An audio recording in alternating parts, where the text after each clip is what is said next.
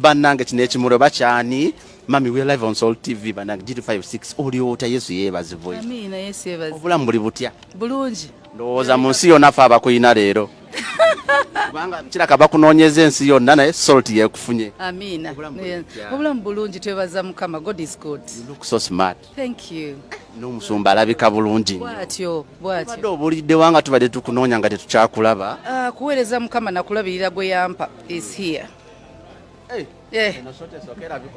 Kubanga kino kiraka kikambwe mwena munyumye bulungi nnyo. Ekimuli kino kiraga wa? Ekimuli kya pavin. It's a symbol of love. We love her, we cherish her, we have come to support her. She's my person. Yes. Olwo abadde bamanyi mutokyali mu Uganda aliko oli mu nsi endala ate wano tukulaba. Uganda. Njagala Uganda njiveemu ndage wa sente zinyumira mu Uganda. Yes. Kagambo kamu kogamba Pastor Aloysius Bujingo omwami wo. Mugamba buli nakati kandabe yakapya. I love you honey. Echo. Wow. Keko. I just love this guy. He's amazing. Amazing. Yes. Musumba nga tonaba kubanga oyingira eriwe bategese waggulu.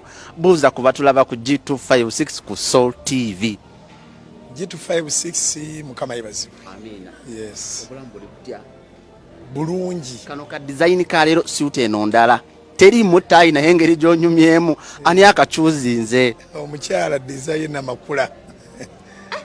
Design bali tumanyi bate mukyaliyo kubanga ole bitambule bitulira oba ne leero tubalabye ate mukwano gulinga ogweyongeddemu kujja. Paulo yagamba mu Bakolinsi ekisooka Essula 16 olunyiri wa 9 nti kubanga olujjo olunene era olw'emirimu emingi lunziguliddwawo n'abalabe bangi.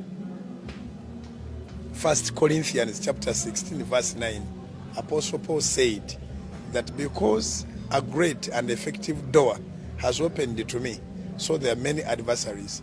So kati ffe tufugako saidi yaffe eno eri saidi y'abalabe bye baagala bye baba boogera naye nga ndowooza omwana njagadde nnyo oba mwagadde nnyo oba tweyagadde nnyo.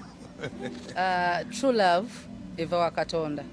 Eino kubanga eshakinga obwakabaka bwa Sitaani era bw'olaba Sitaani asirise omanya mutandise okukola byayagala.